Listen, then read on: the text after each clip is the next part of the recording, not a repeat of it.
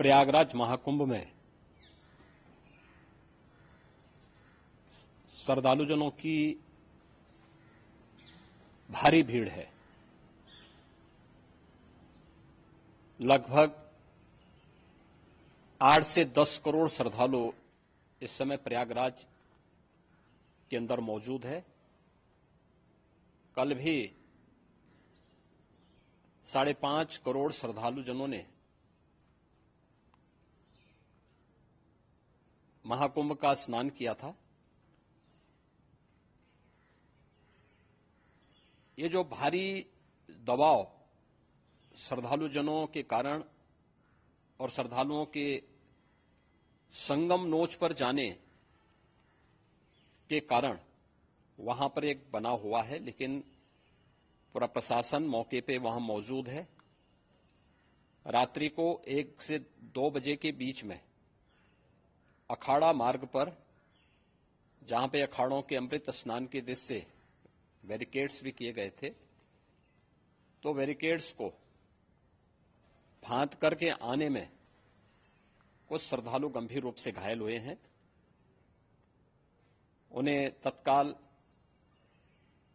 Hospital में पहुंचा करके उपचार आदि की व्यवस्था उनके लिए की गई है। उनमें से कुछ श्रद्धालु गंभीर रूप से घायल हैं। लगातार प्रशासन स्थानीय स्तर पर श्रद्धालुओं की सकुशल स्नान कराने के दृष्टि से रात्रि को कल सायंकाल 6:30-7 बजे से ही मौनी अमावस्या का मुहूर्त प्रारंभ होने के बाद से ही लगातार लगा हुआ है। प्रयागराज में महाकुंभ में श्रद्धालुजनों के सकुशल स्नान करने, अमृत स्नान के लिए देश भर से आए हुए श्रद्धालुजनों की व्यवस्था के लिए, उनके कुशल क्षेम के लिए आदरणीय प्रधानमंत्री जी का प्रातःकाल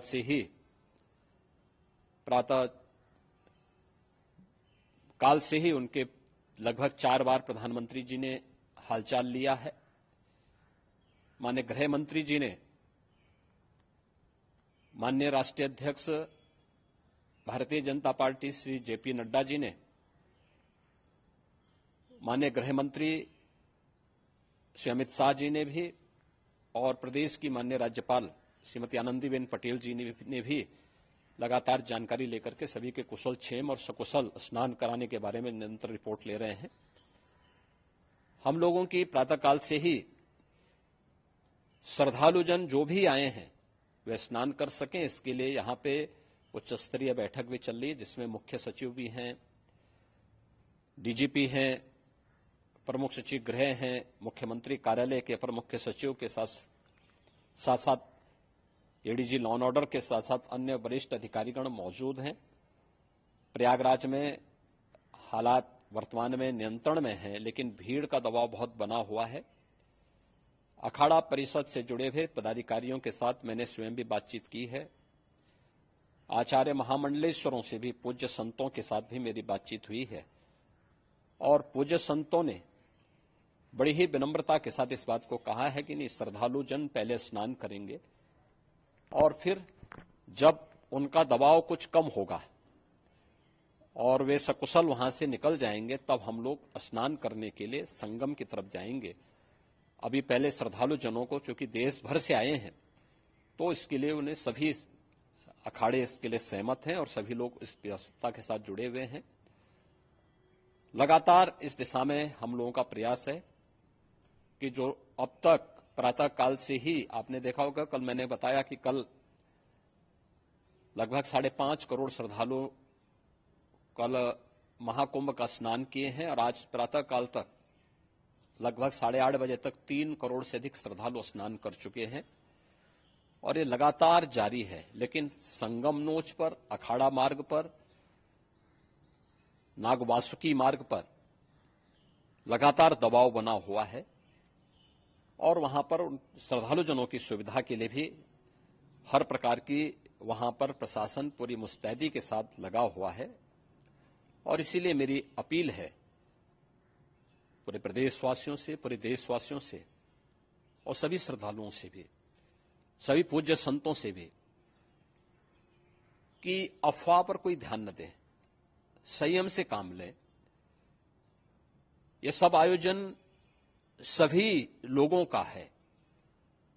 प्रशासन उनकी सेवा के लिए पूरी तत्परता के साथ लगा हुआ है। केंद्र और राज्य सरकार पूरी मजबूती के साथ वहां पर हर प्रकार का सहयोग करने के लिए तत्पर है। लेकिन कोई किसी अफवाह पे ध्यान न दे। कोई भी व्यक्ति नकारात्मक अफवाह फैलाने का प्रयास करेगा, उस प्रकार से नुकसान हो सकता है। और जहां पर हैं आप, लगभग 15 से 20 किलोमीटर के दायरे में अस्थायी घाट बनाए गए हैं, उसमें कहीं भी वे स्नान कर सकते हैं। आवश्यक नहीं कि संगम नोच की तरफ ही आए, क्योंकि भीड़ देखते हुए खासतौर पर जो बुजुर्ग हैं, बच्चे हैं, श्वास के रोगी हैं, उनको लंबी दूरी तय नहीं करनी चाहिए और जहां पर हैं वहीं पर आराम से पहले स्थिर होकर के कार्य करें, वहां पर रह करके।